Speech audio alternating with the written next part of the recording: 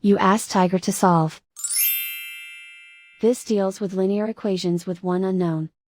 The final result is y equals 1 over 3.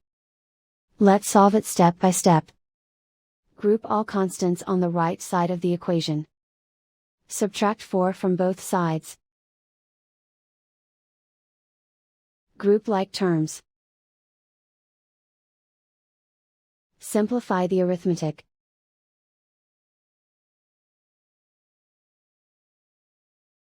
Isolate the y. Divide both sides by -3. Cancel out the negatives. Simplify the fraction.